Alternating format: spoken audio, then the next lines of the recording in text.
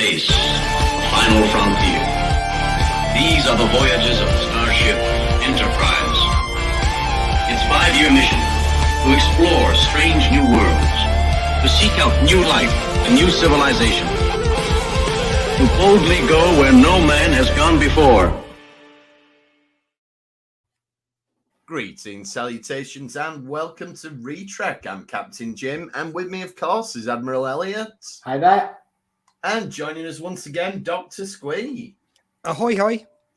And we're here to talk about the penultimate episode of Picard because, well, first of all, Star Wars Day, so... Yeah, so we're talking about Star Trek. Yeah, so we're getting our revenge. Absolutely. I mean, look, this year, like, Star Wars Day is cool and everything, but first of all, they've not done out for it. They brought out an Obi-Wan Kenobi trailer, but it's pretty much just the old trailer. And they could have dropped the first episode, but they didn't. Yeah, so they held it back till May the 27th because they want it on the release day of the original Star Wars. Yeah, exactly. Which it wasn't even a worldwide release when that came out anyway, which is... No, exactly. So the May the 27th isn't even an anniversary for most people of when Star Wars came out. Exactly. So, it's nice and everything, but... I think from a marketing point of view, they dropped a big bollock by not releasing Obi-Wan on May the 4th. Also, I love dropped a big bollock. I love that phrasing. Just that alone is worth it. But I'd also like to look, okay, I know technically it was last year, but like the last Star Trek Day, oh man, that was going to take a lot of beating. That was pretty fucking spectacular. Which one? The one where they had like all the crews, they did a musical tribute to every single that was great. version of Star Trek. Yeah, it was the biggest shit Star Trek has ever done on that kind of scale. It was amazing. We had that song, that music up on the Retrek page. Yeah, we did. About 3 minutes after it dropped, and it lasted about 8 minutes till CBS took it down. Honestly, look, I'm a man who just enjoys my sleep too much. I went to bed and watched it in the morning, and I have never wished more that I stayed up to watch something through. I did stay up very late that night. I remember you did. I remember you saying, and I was like, Elliot, you were in the right in this one. I was wrong. No two ways about that one. No, it was good. And again, I think Star Trek has got the drop on Star Wars this year. And I'm not into all the tribalism and everything. We're just having a bit of a laugh with it. But I like both. It's fair to say we all like both franchises. But tomorrow we've got, as we're recording, tomorrow we've got the Picard finale and the premiere of Strange New Worlds, which is going to be great stuff. Jim, I'm just not ready to hear that yet. The Picard's coming to an end this season. I'm just not ready to hear it. And I did not expect to be saying that at the beginning after last season, but I'm just going to... just a little bit emotional about it, okay? That's fine. I almost actually forced myself to really cry there. We have had the titles of Strange New Worlds as well this week. Oh, have we? Yeah, remember you shared it, didn't you? Oh, did I show you them?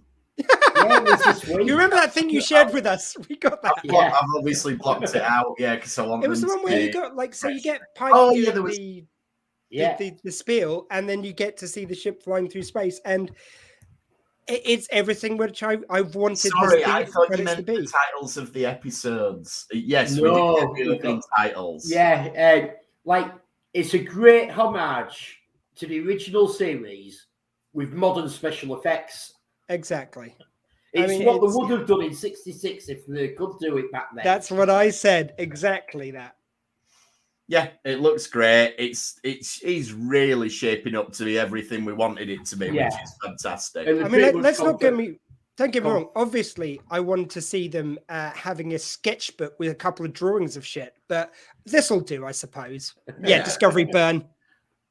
So we'll see next week what we actually think of the Strange New Worlds premiere and the Picard finale. We've had some other big news. I think it was yesterday it dropped.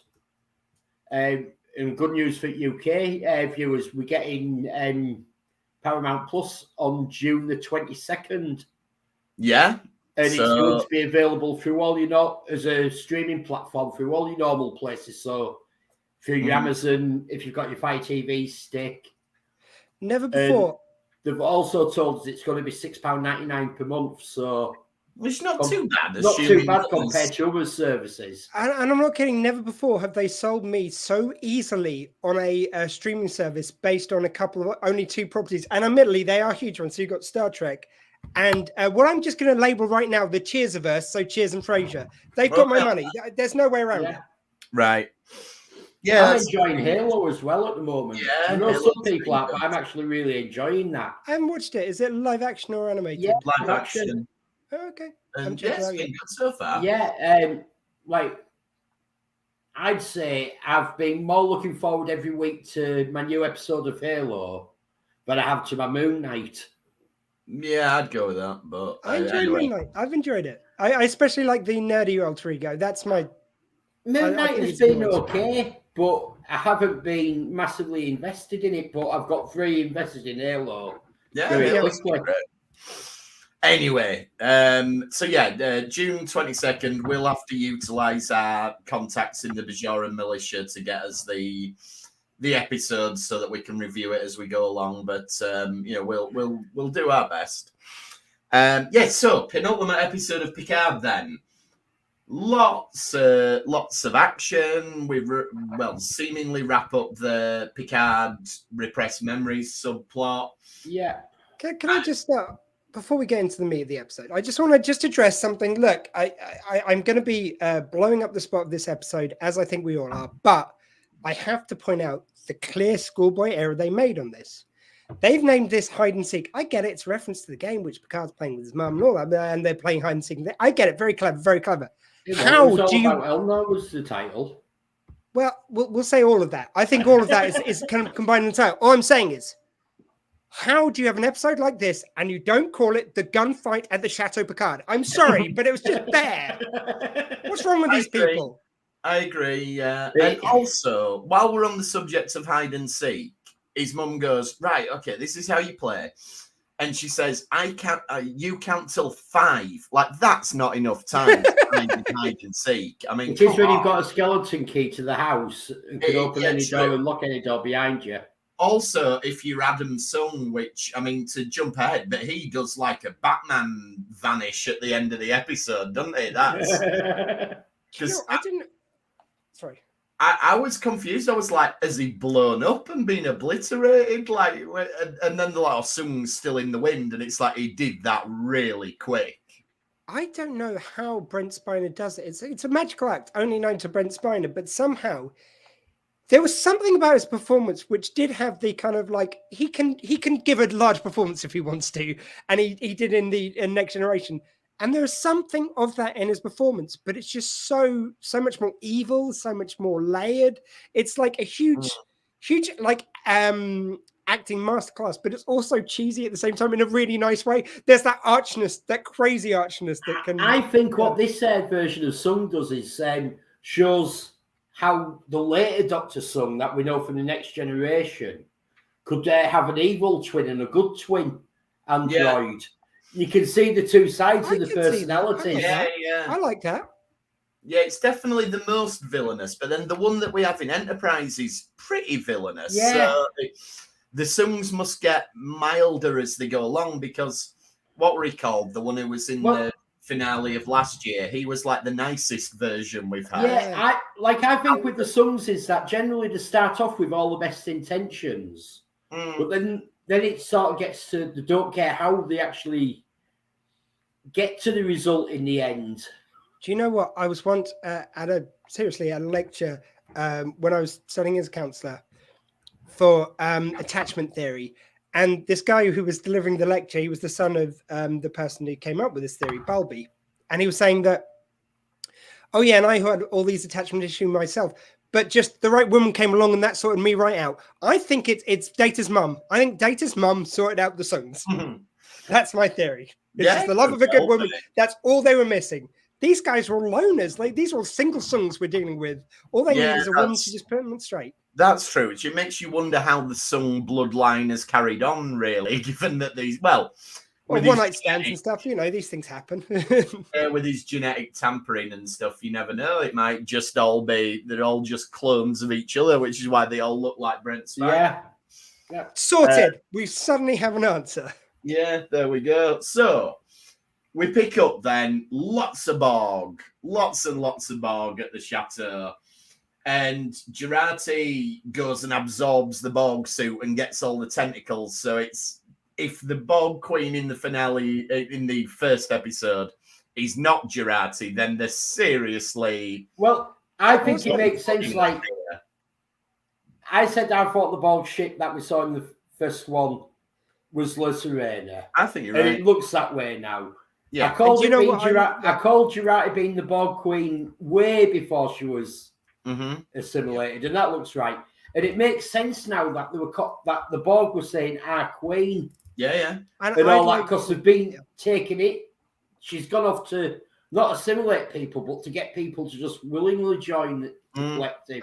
And that's my also it answers the question which I had. So I said that the it's like a snowflake, which is a bit of hat on a hat in Star Trek, like having a snowflake right there in the Borg ship. Anyway, we're already being accused of that as Star Trek fans. So, but it was the fact they had a sort of like prettier looking Borg ship, which I didn't like, because the whole point I always felt, and apparently this was a coincidence, when I interviewed the guy who came up with the Borg cube, he goes, no, we just couldn't make it spin or anything. We couldn't make it like this was what we had in materials. And I go, but I love that. It seemed all so in keeping with the Borg that you had just these simple shapes. Doesn't spin, doesn't do anything pretty. It just goes through space in a bloody minded way. Yeah, like whereas this was pretty. Yeah, I was even annoyed when they started doing the spheres and stuff. I was like, no, I like that it's so utilitarian. Yeah, it's just the sphere kind of makes sense as an escape ship to the square. I get that kind of works, but I'm also with you at the same time. But have a kind of pretty looking one, I was like, that doesn't make any sense. Now to know that it's Jurati's influence and there's some personality coming into the Borg, it makes sense why it would look like that. Yeah, perfect. And it also makes sense why. In the first one, she has the mask on with her face covered, so she doesn't reveal who she is when she beams over straight away. Because Jurati is actually there still. Yeah. Oh, yeah, good point. Yeah. Well, and also they don't know what's happening, so if they knew and then they went back in time, they could do it wrong, or they could try and save her and ruin this. Yeah. No, you're right. It's really interesting. We do see this, like, Jurati starts standing up to the Borg Queen, and she stops. Well, we saw it last episode, didn't we? When we saw her say no when she was off to kill Raffi. But we see it sort of internalized this time, whereas we just saw her actions last week, whereas we're seeing the internal sort of struggle between them this time. And you do get this justification there, it's because they're both lonely. Yeah. And that kind of makes sense. I do sort of like the exploration of the Borg Queen's psyche in this one. There, it's like, no, you're actually really lonely, and you're not looking for perfection.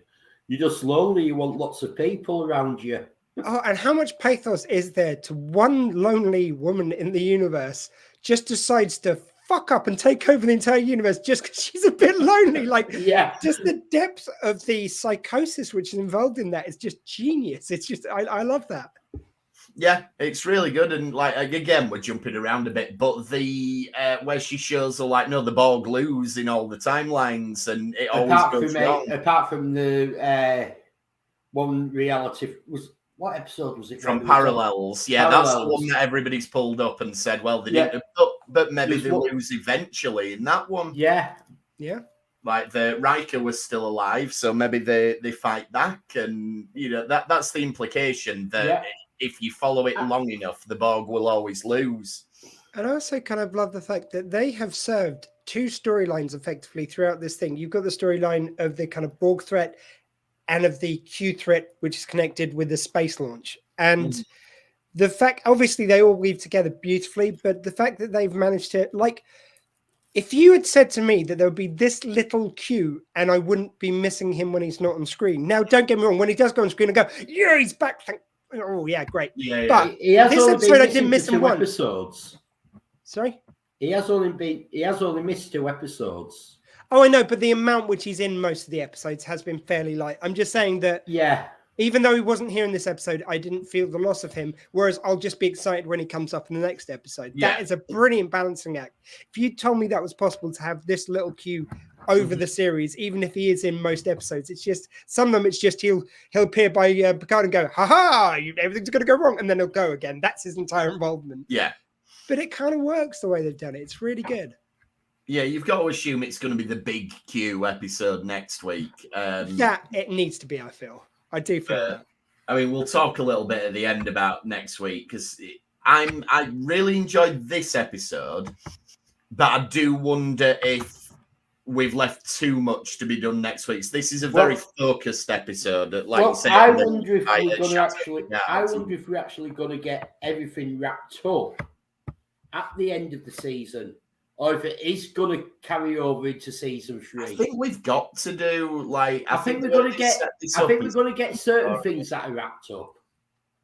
But it's quite possible that they might not get Back to the Future at the end of this season. You see, I see them getting Back to the Future. I see them resolving the Jurati storyline, but the Jurati storyline's resolved. That's done. No, but then they go to the future when like the ship is meant to blow up and it all gets resolved. That bit, I mean, but I think you do forward the Q storyline has to spill into the next one. But I think they are the thing which I've been so impressed is. In every hour, like this was now where they pulled the taffy on basically a gunfight at the Chateau Picard. Mm-hmm. Just suggestion for time. Anyway, and that's most of the episode. But the other episodes, they've had some really quick-paced episode, which has got so much plot in it. I think they can pull it off. I think this is a tall order. I think they've got my faith. But I'm on board, and I hope they do. Like I think I know how they're going to solve the Rennie problem. That one must live and one must die. Go on then. The one who dies is going to be Dr. Sung's daughter, and she's going to have the human holograph thing that we saw Talon use through her ears to make her look like Renee, and Sung's going to kill her. Ooh. I'm going to posit a slightly different, so a little wrinkle, same kind of idea, but you get a robot Jurati body, which Sung's been working on as another little project. Oh, sorry, not Jurati. What's her name? Daughter. Sung's daughter. Soji. Whatever she's been. Rennie, that's it. So you get. Correct. Correct. Oh, God, I've lost track. No, we were talking about Rennie, weren't we? Sorry. Rennie, even. I reckon there's going to be. Rennie has to go on the spaceship. I think somehow we're going to get a robot version of her. No, I think we're going to get. Because I think we have the clue when she did showed the thing that this guy. Yeah, I quite like that. And then we know that it wears. And it was one of those things that was just put in as a little thing, and I think it's going to play a massive part in this One Must Die. That someone else is going to be made to look like Renee, and Sung's going to kill them, thinking he's won, and then Renee's going to go off to Europe and discover the alien life form. Yeah, but then and everything's going to be better. And Sung's going to have killed his daughter, and he's going to be absolutely devastated and never do any work again. There was the whole thing about 8 hours as well, wasn't there? Like, you can't use it again for 8 hours. I don't know how that's gonna. Because they'll only have so much time. There'll be 8 hours that no one else will be able to get near Rennie during the countdown period. And I reckon it puts a clock on the episode, so it's like they've only got this amount of time to solve it, so it makes it more dramatic. Yeah, I'd buy that. It's that you can't use the holo again for 8 hours. It's not that it turns off after 8 hours. I thought it was that you were stuck, so she was stuck with the ears like that. Yeah, she was, but that's because she turned the holo turn it back on again. Because if it was that the holo only lasted for 8 hours, you could see that working. Like he shoots who he assumes is Renee. And then the body reveals itself to be his daughter, and he breaks down crying and blah blah blah blah blah. You could see that. Okay, new plan. They've got the remote holo emitter. They do a hologram version of her. Adam Sung or whatever Sung we're dealing with gets to see her die, but it's the hologram, and then she goes off on the spaceship, so she dies and lives. There you go. So he thinks he's won, but at such expense, and then it kind of maybe wins him round to good. I thought maybe it was a reference to Picard's nephew, Renee, that it's like this Renee in this timeline lives, but that means that your nephew will die in the future, sort of thing. Or his mum, because his mum was called Renee as well. I thought she was called Yvette. Oh, she was, wasn't she? Yeah. But anyway, speaking of holograms then, Holo Elnor. Yeah, can I just kick off with the holo emitter? The EMH that we know and love from Voyager, he nicked that from the 27th century. They're really playing loose with like, no, we just own it now. No, this is just technology. Yeah, but we've also got this is the Co-Federation as well, so they could have. But Co-Federation. But in Voyager, they always just kept it, and like basically when he went back to Earth, still got it. Like they basically just nicked that. The temporal prime directive is getting fucking beasted with this. We never cared about any sort of directives. Yeah, but I'm thinking neither does Picard. He's going, that'll do. Neither did Kirk. What was it, 23 violations? The temporal prime directive, yeah. But I just love the fact they go back to Federation, they're going, we're just keeping it safe. But that's the temporal... No, okay, fine. Yeah, well, we've used it long enough that we might as well carry on using it now. So, a bit naughty. Hollow Elnor, then. Right, obviously, I like having Elnor kicking off and everything. I think all that's brilliant. I love the bit where he gets the sword. It's almost like the scene in Kill Bill where Bruce Willis is sort of looking at all the weapons and, he's like, oh, no, not a hammer, not a chainsaw. I'll get the samurai sword. And some Highlander vibes I'm just going to throw out there. Bill? Not Kill Bill. No, it's... Pulp Fiction. So I was getting confused because there's that fan theory that the sword he gets is actually a Hattori Hansu sword, which I don't think's backed up on screen, but it's a nice theory. Yeah. The only issue I had with Hollow Elnor is where he goes, I've got Elnor's memories from when he was dying and he loved you, Raffi. It's like, that's whatever system they've got on this ship is really bloody good. It was a really convenient way to get Elnor back when it's a hologram. Yeah. But to be honest with you, it's so well it done. was. It's one of those. Right. It's one of those things. It was very cheesy, but I'm willing to overlook it. I am. I just thought it was a little step too. Like they could have said, from what I know of Elnor, I'm sure he wouldn't have blamed you or something like that. But it was just, I've got his memories. Like, right, well, this ship is bloody fantastic. I'm going to go. That means that it's scanning every single person's memories completely. Yeah. Millisecond by millisecond. Yeah, but you're taking it very literally that it knew his memories. I think it's more like when the holograms are programmed to act like him. Here, they're extrapolating from the video of him dying what was most likely going through his mind, and they've given it to. I think it's a little less literal. I think it's just the attention to detail of the hologram, and that he would want to do something kind. Yes, I know. You're giving it a bit of leeway. It just felt a little bit too sort of magical to me, that one. Oh, but yeah, I'm just headcanoning this bitch. Come on. No, yeah. Then, the flashback with Picard then. So we get young Picard, and he's playing with a model of the NX-01, but it's the NX-01 with what would have been the season 5 refit. Yeah. So I love the fact that that's now canon. The season 5 the season 5 refit is now canon. And the reason that I know what model he's playing with is because I've got one because it was in the Eagle Moss collection, and they've clearly just used that as a prop, which is fine. Which is what they used to do in the original series. When the model broke, they just go down the local toy shop and buy a new one. I know the modification for the 1350 NX-01 to get the part for the refit is as much as buying the other model. Well, it will be because it's practically a whole different ship. Like the whole hull's completely different, isn't it? It'd be the whole hull, wouldn't it? The saucer's okay and the nacelles are okay, but yeah. Well, it adds a hull on that it didn't have. Yeah, that's it, because it was, So, so we get the flashbacks are sort of peppered throughout the episode. Should we just sort of cover them in one chunk rather than jumping back and forward? Well, I think we're jumping back and forward already, so let's just do what we want. I'm sorry, my hosting is not very good on this episode because there's a lot going on. I was going to say, who cares? Let's just play fast. Let's just enjoy the fuck out of it like we did this episode. It's grand. So the flashbacks then. So we get a lot of it replayed. We know we piece together a lot of it, but we obviously get the final bit of the puzzle now, which is much as you were saying, Squee, the other week. It's Picard. Just before we get to the resolution, sorry, just because there's such a wonderful bit, and it's just one of my favorite, just little moments in this episode. It's when you've got the dad there with the mum and Picard, and you show a happy moment, and it just makes the sadness all sadder for it. You get them taking the mickey out of him being curmudgeon. He's got a sense of humor about it. Yeah. You get to show he was a real breathing nice guy, just a bit grumpy sometimes. He did have that grumpiness to him, which is what Picard made into this monster of the man. And it was just so well done. I thought that was just such a lovely scene, and just having a tender little moment between his parents before she ends up doing that. And it's it just made it so much better for having that moment before. There's a bit as well where his mum's talking to him and she says, I want you to remember me like this.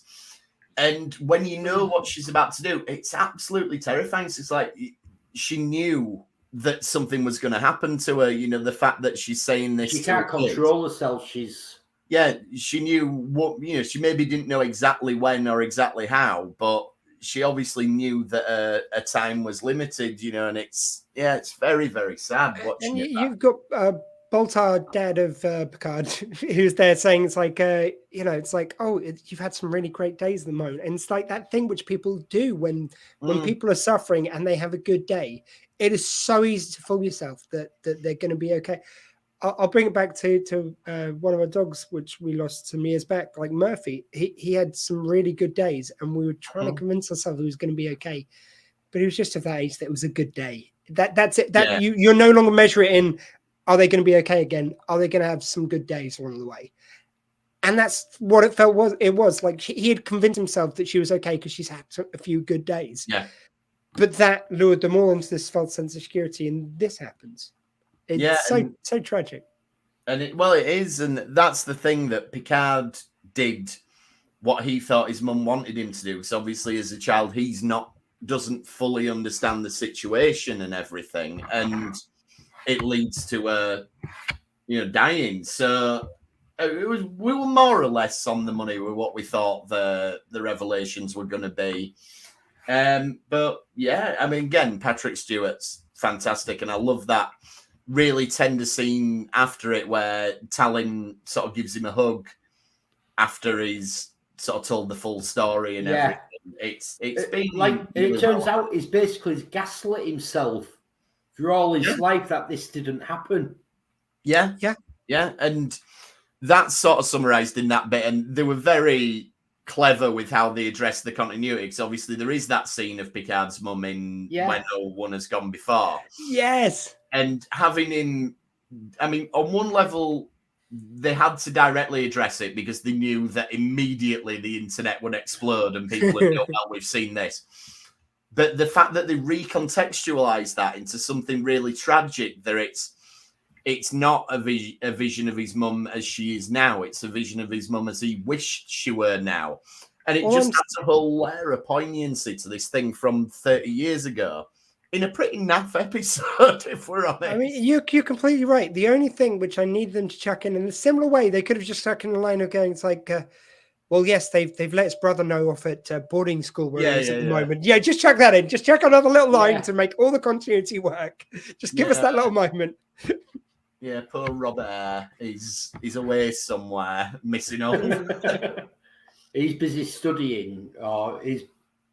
Well, the thing is, he wanted to stay on the vineyard, didn't he? So he must be at vineyard school or something. So he's not at the academy. What if this is the reason why he wanted to stay in the vineyard? I left the vineyard once. Look what happened. Shit went south. I wasn't there when Mum died. That could totally, build into his backstory of why he just can't leave it.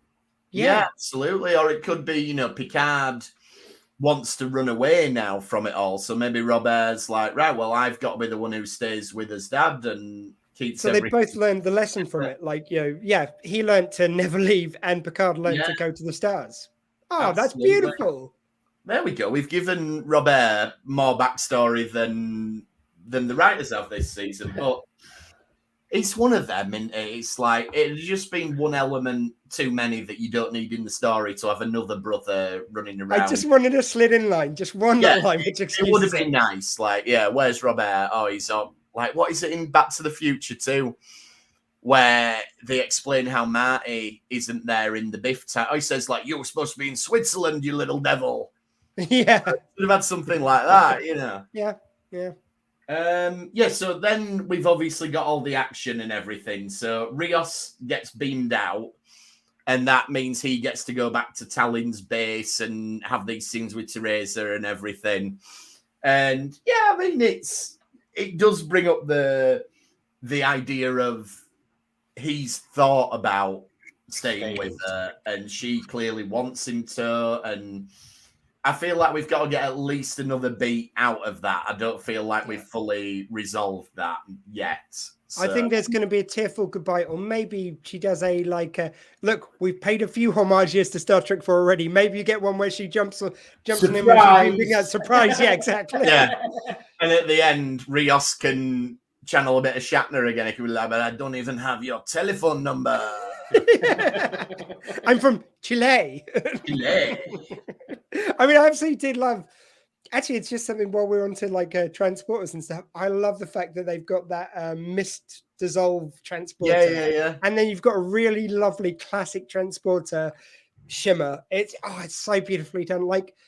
Even though I don't think it's really any different, I even like the La Serena better in this series, and I think it's the same. Just the way it's shot's a bit nicer. The fact that when you see the kid going on there and finding like a sweet shop, I think they've listened to things from Discovery where we all say, "Why aren't you showing us the ships properly?"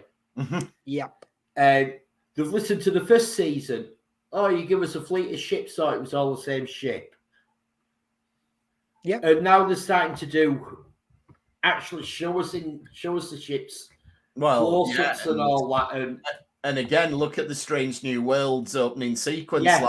Right, I know what that ship looks like straight away. Thank you. TOS, Next Gen, DS9, even with the station Voyager and Enterprise. Let me throw in Prodigy as well. Prodigy, one of the characters. Yeah, Prodigy did a wonderful job of showing it. Like that's an animated show, and they showed the ship so beautifully in the credits, and just that stirring music. To be fair, so does Lower Decks. Yeah, it does. Yeah, it's just Discovery and Picard that haven't done it in the credits. Picard does now. Picard Series 2 has got a beautiful opening. I'm sorry, I love the theme now. It took a while for me to build on it, but like the first version, I didn't love. They've just brought so much intensity into it. Also reminds me of Blake 7. Oh, I can see that. Right at the end of it with the music, how the music goes, sounds just like how Blake 7 music was. It does how my memory of it is. Well, it's such a whimsical little piccolo number at the beginning, and then by the end you'll go dun dun dun dun. Yeah. It's like fucking hell. It's brilliant, just the way it goes. That's what it needed. It needed zhuzhing up, which is what we've done for season 2. And it does feel like the journey which Picard's gone on thus far. So he starts off like whimsically in retirement, pottering around his vineyard, and then by the end he's facing down fucking Borg. To be fair, with Picard, it feels like they've listened to the fan criticism from season 1, and they've taken it on board and done something about it. Yeah, they definitely. And then you've got Discovery's listened to the fan criticism and gone, "Yeah, well, this is what we're doing with our show." Yeah, I mean, Discovery, I'm hoping season 4 was a bit of an aberration because of COVID and things like that, and it probably wasn't the most ideal circumstances to be filming under. I'm willing to hope that still glimmers of good stuff, and I'm willing to hope that season 5 will get back on track a little bit, but we shall see. We shall see. Anyway, let's not let it impinge on the positivity that we've got on the moment. We're on a Picard high right now. So Picard, yes. And he has this like parlay with Sung, which I like the fact that Picard describes it as a parlay. He's like, oh, why do you want this parlay then? Okay. Picard is the dude who would call it a parlay, let's say. He is, yeah. And what this reveals is that, and I've been saying all season, they've got these tunnels under it. I hope we get an action film in the tunnels, and we have. And I was saying it'll be like Rambo, but this is actually more like the end of Skyfall. We're going back to my ancestral home. We're going to set traps all over the place, and we're going to fight against a much stronger... I think it'd have been hard pushed to beat Last Blood in a tunnel fight. Yeah, that's true. That Was it just me who felt like the touches of Home Alone and the mischief? No, just me? Okay, fair enough. No, well, Rambo for Last Blood was Home Alone. The first half of it was Taken. The second half was Home Alone. Because I must say, the what was I going to say? Yeah, it's gone. Never mind. So yeah, the stuff in the chateau then. So I love where they beam the Borg into the walls. Yeah. Oh yeah, that was it. That was the bit I had a slight issue with. I like the idea of it, but when they beamed into the walls, they seem to be made of the wall. And I'm not sure how it was sort of mixed everything together. Yeah. Right? Wouldn't that interfere with the structure of your house? I'm sorry, I am going to get like a bit nerdy here, but it's like I'm pretty sure we've got Borg nanobes to make them strong to hold the house up. There you go. And I'm good really good enough. There's not room for it in the season finale, but next season, if we have a scene where Picard goes back, I want him to go into the cellar and find these Borg. We've established that Picard has not been in that cellar because of the trauma when he was a kid, so he won't have known there were Borg in there. So all he's got to do is chisel down the Borg features out of his wall. That would have freaked him out if he had gone down the cellar without this. Can you imagine? Yeah. Yeah, this is a place where I had nightmares, but look, I'm an adult now, it's safe. Oh, what the fuck is that? Oh, it's the Borg, my worst trauma of my whole life. He's like ringing people up, like, Riker, did you do this? It's not funny, well. Everywhere I go, bloody Borg. Worf's like, actually, it was me. I'm starting to get the hang of these Earth pranks. Yeah, Worf just goes around hiding Borg everywhere. I've hidden Borg. Little Borg action figures at the bottom of his tea when he finishes his tea, like, ah! Captain, today is a good day to fuck with you. Yeah, so I like that we've decided to pick on Worf. There is all Worf's fault. And it's always when you least expect. Like, Raffi and Seven getting to kick some ass is always good. Yeah. And I like the bit where they're sort of doing the Butch and Sundance thing where they're like, we're not going to come back from this, you know. I mean, they do, but so it's not really earned. And you don't really think, yeah, they're both going to die here. But I like the... I like the fact that they're going to run through with a knife and a corkscrew. Which seemingly they do. Because we've got an ice pick. It was the ice pick that made the difference. Yeah. And still to this episode, they've gone through the fact they're broken up at the beginning and they're back together ostensibly here. And they've never felt the need to push it into a specific conversation. It's more just something that's been a natural occurrence for them. And I love the way they've done that. Like, I'm sorry, I've said it before, I'll say it again. Discovery has got a little bit bad at just doing these really over-the-top, melancholic conversations. Mm-hmm. It's just too much. This was so organic and so natural. It's how relationships happen sometimes. You just find yourself just gravitating back towards each other. And I thought that was just so well done. It's so effortless, it felt, but it didn't feel like you were shortchanged on that emotional journey. I would have liked if they'd have had a kiss at the end, because you get that moment where after she's been reborged, she gives the speech about, you know, you're the most amazing person and it don't matter whether you're a Borg or whether a thing.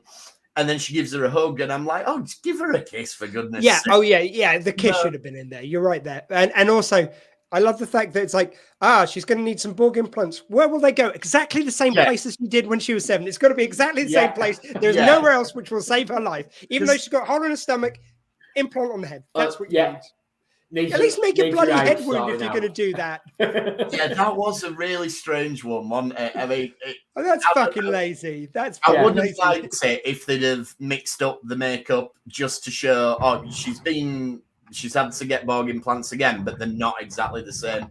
And you know what? This is free business. Well, I think that I don't have a problem with the Borg implants being in the same place, because I think this is Jurati's influence. Oh, okay. Because Jurati knows her and Jurati considers Seven a friend.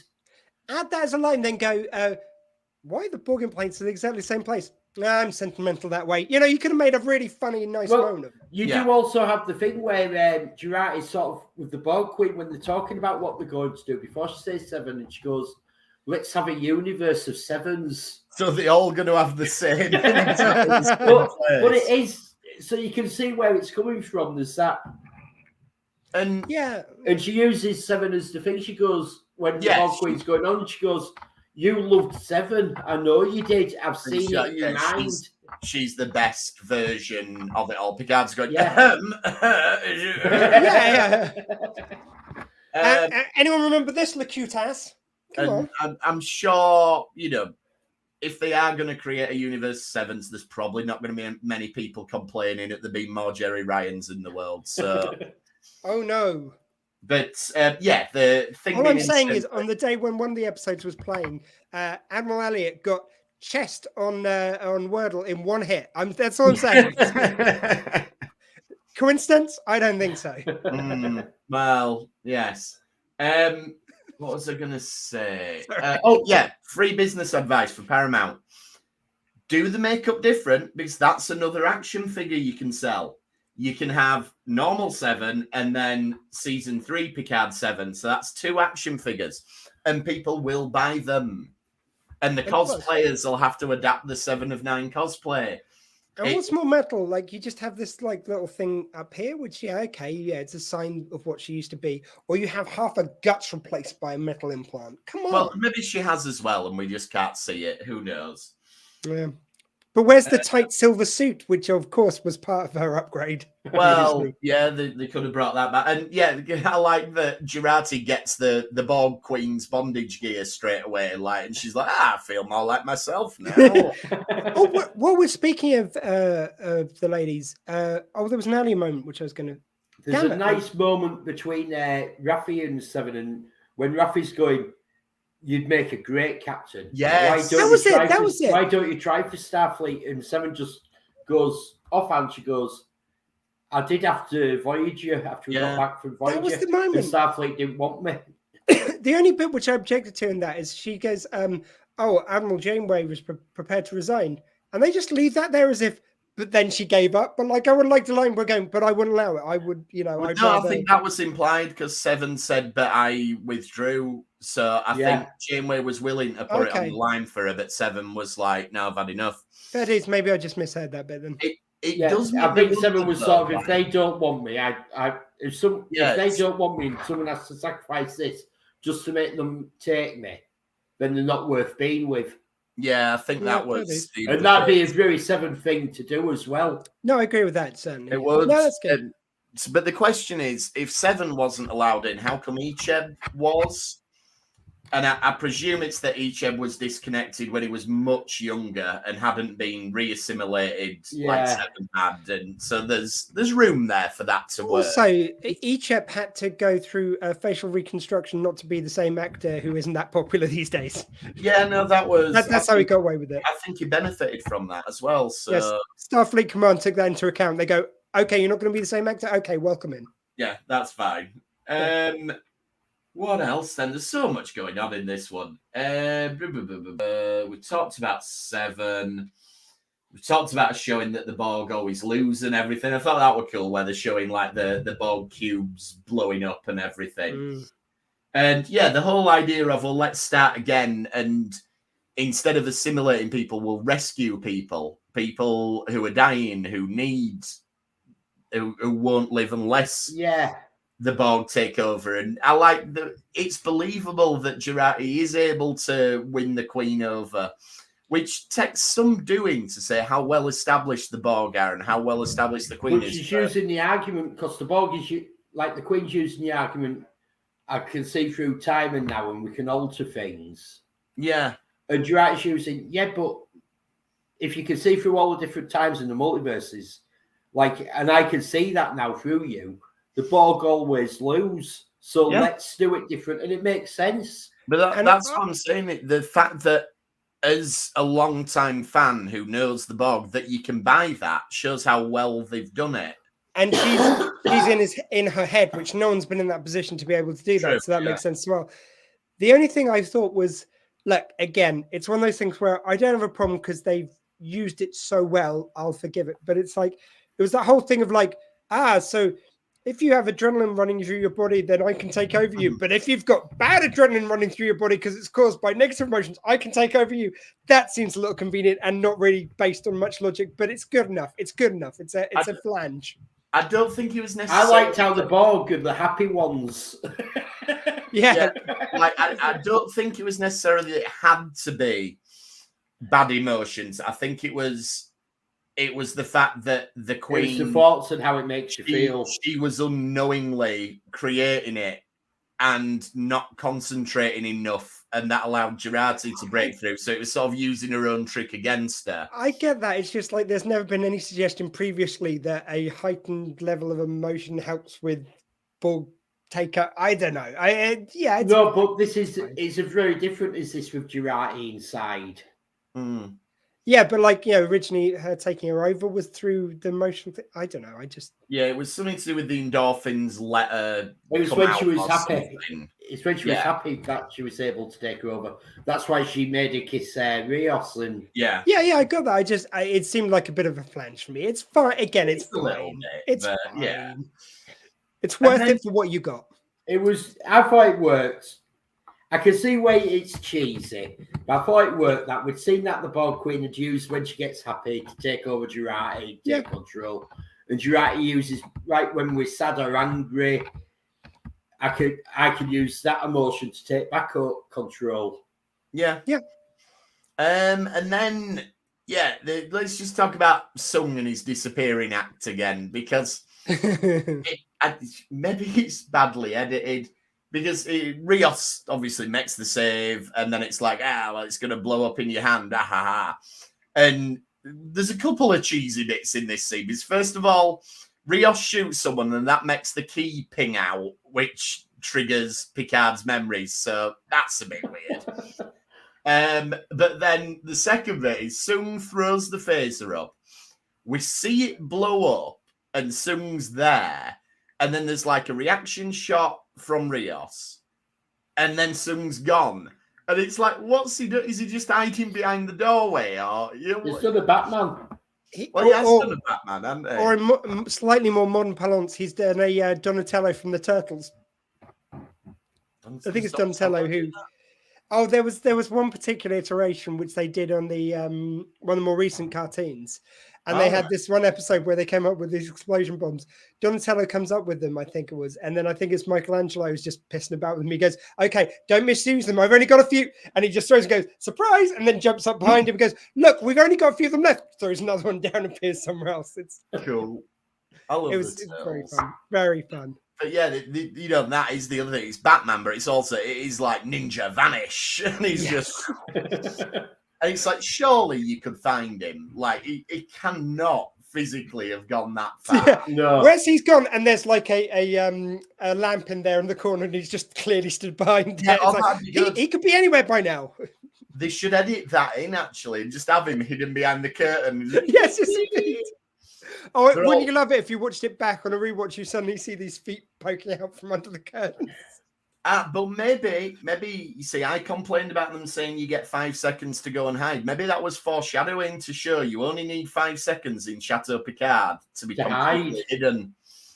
There you go. So that's it. I was complaining, but it was actually very clever foreshadowing. So I apologize. And again, the episode's called Hide and Seek. Another layer to this title, Hide and Seek, which that's it. Still not as good as mine. He's hiding somewhere. Adam Sung is the champion of hide and seek. Yeah, he is. Yeah, he managed to just. He's gone. I still think mine's a superior title, but still, the layers on hide and seek is good. I can't argue. I can't argue. Do you reckon they'll do that thing of he'll come back next week and he'll have a scar, like Sung with a big scar? Oh no! Oh, I'd take that. No, okay. He might have a black cowl. Yeah. So yeah, and then the Queen gives that cryptic message about the 2 Renes, which we've talked about. And then the team regroups at the end, and it's, come on, we've got work to do. Oh, that was such a glorious shot. That just reminds you of so many of those wonderful movies you watched when you were a kid. It's everyone teaming up, ready for the final battle. Yeah. Rios even giving a wistful look back as the La Sirena takes off. Yeah, that's what I was going to say, is La Sirena's gone. So how are we getting back to the present? I think Q is going to have enough energy to get them. He's going to use all his reserves to get them back. And then Picard, in the next series, has got to pay him back by helping save Q. Ooh, that'd be pretty cool. Ooh. What did you say, Elliot? Talon's got a ship. Well, yes, she'll. I think. Oh, she's yeah, from Romulus. She must have. So, yeah. And she's also been recruited by them aliens that recruited Gary 7. Yeah, she did say that basically she goes to a timeline where she's needed. She follows one person through their life, but then when they die, presumably they've got to get to another time and another person. Or they could wait around 40 years until Zephyr Cochrane invents the warp drive. But I mean, Picard might not make it. He is aging in real time. We did establish. We did, despite his robot body, So, I like them ideas. We'll have to find out next week. Yeah, I'm going to stick...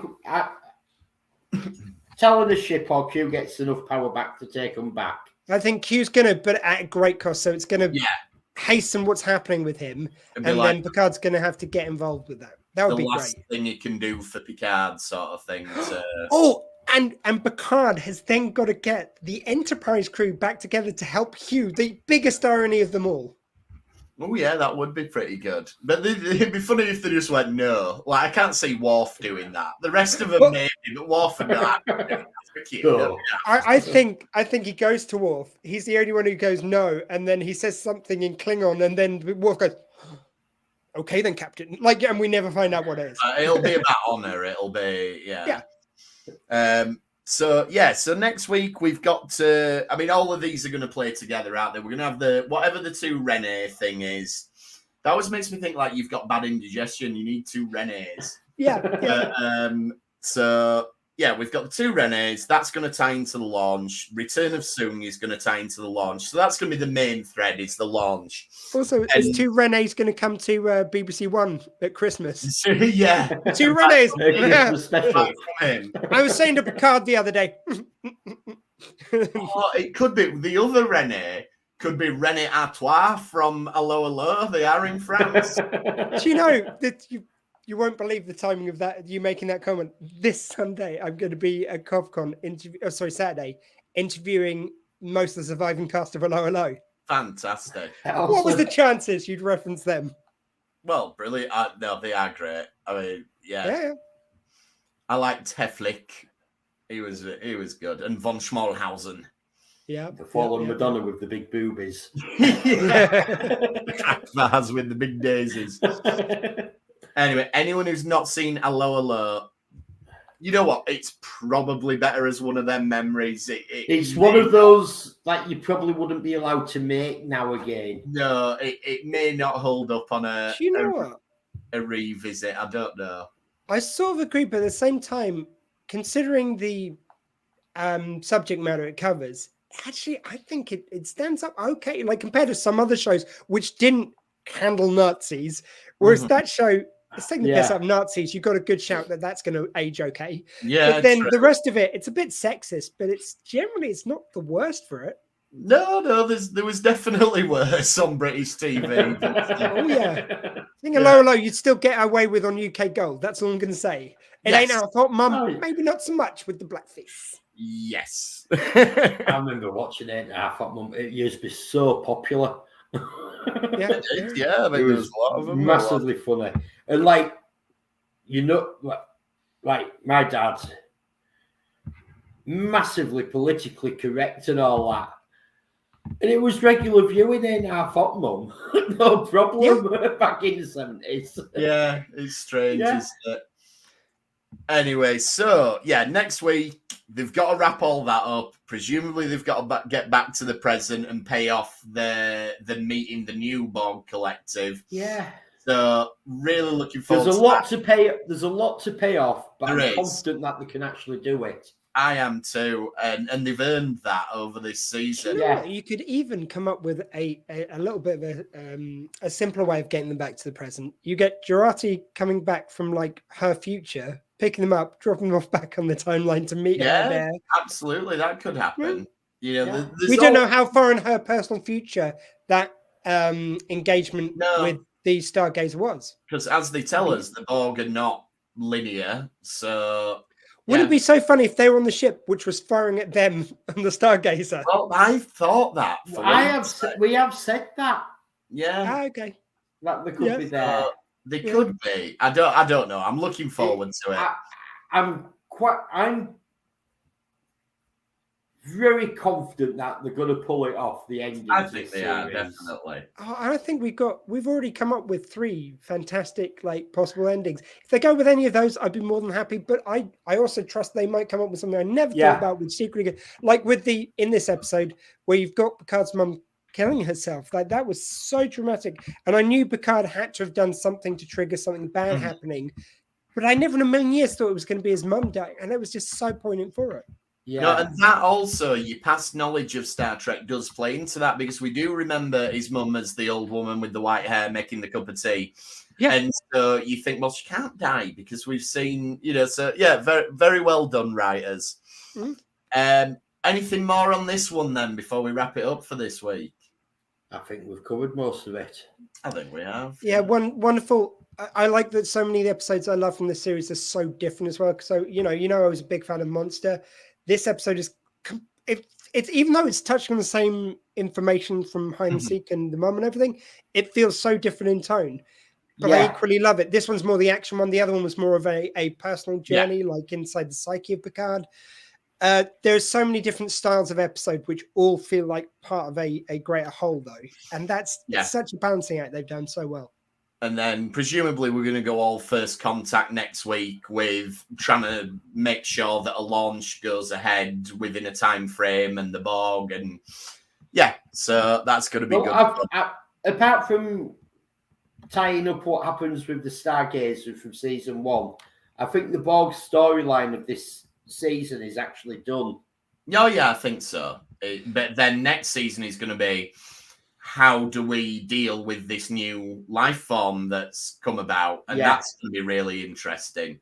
And that feels very Q-esque as well, because Q's always sending them on a journey of like the exploration of the mind. It's the uncharted possibilities of existence, and this is a whole new thing. So and plus he's got form with the Borg because he introduced them to them originally. So it all weaves together very beautifully. Well, it makes you wonder if his original introduction of Picard to the Borg was to lead to this more evolved form of the Borg. It could well be, yeah. And you wouldn't put that past Q. No, he definitely plays the long game. But, we'll find out some or all of that next week. And we'll also have Strange New Worlds to talk about. Yeah, I think we've got a very long episode next week. I think we have. So get your snacks, get your 4-packs ready. Yeah, and I can't wait for Strange New Worlds, but I almost feel like it's got to be better now because Picard was so good. It's like they've set the bar so high now. Like, I have all faith in Strange New Worlds, but I also I think Strange New Worlds is going to be great on its own standing. It's going to be very different to what we've just watched. Yeah. For the last 9 weeks, be 10 weeks come this time tomorrow. Yeah, they've said that they want it to be a very hopeful show. So I think so I think we're going to get something very different to what we've seen with Picard. But I think we're equally going to get something that's going to be really good television and really enjoyable to watch every week. With Strange New Worlds, have we got the episode title for the first one? I'm not sure. I could have found it, but there was obviously the world premiere of it in New York earlier this week. So any article that said Strange New Worlds, I've literally avoided watching. I've avoided and reading, and I've just because I don't want this first episode ruining. No, you're right. So I've made a conscious decision not to read stuff.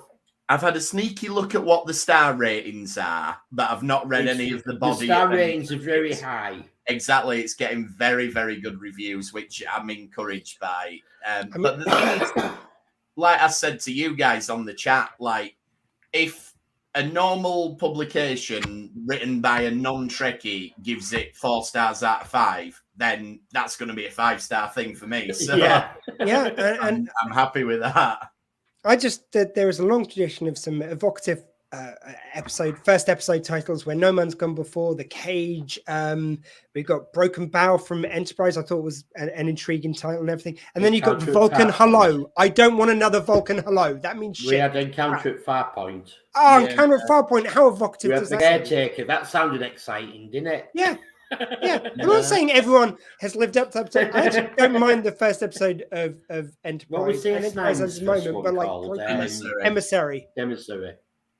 Vulcan Hello can piss off though. I'm sorry, it can. I don't know what Picard's first episode was. Does anyone remember? Remembrance or something. See, I'll buy that. I'll take that one. Yeah.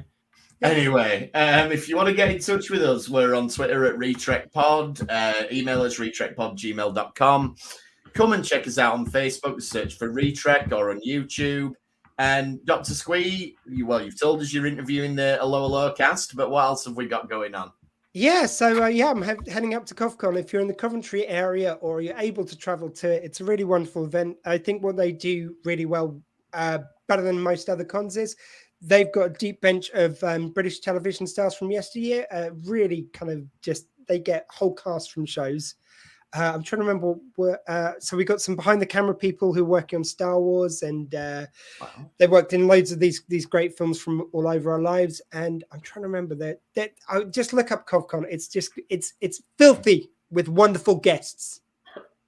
And we'll be back next week to talk about Strange New Worlds and the finale of Picard. So I'm really excited about that. And it's our 150th episode. Oh, there we go. We couldn't have planned it better. I should also point out, you know what I'm doing tomorrow? Go on. Now, the finale of Picard and the no. Strange New Worlds. That's what I'm doing at some point. But what I'll be doing for most of tomorrow is, most people know it as polling day, and I'm working on the polls, helping people vote and stuff. What I'll really be doing is about 15 or 16 hours. It's a long last day of not watching Picard and Strange New Worlds. It will be torture all day long until I can get home and watch those sweet, sweet episodes. Well, thank you for trekking with us this time. We'll see you next time on the Retrack. Thank you. Bye-bye. LLAP.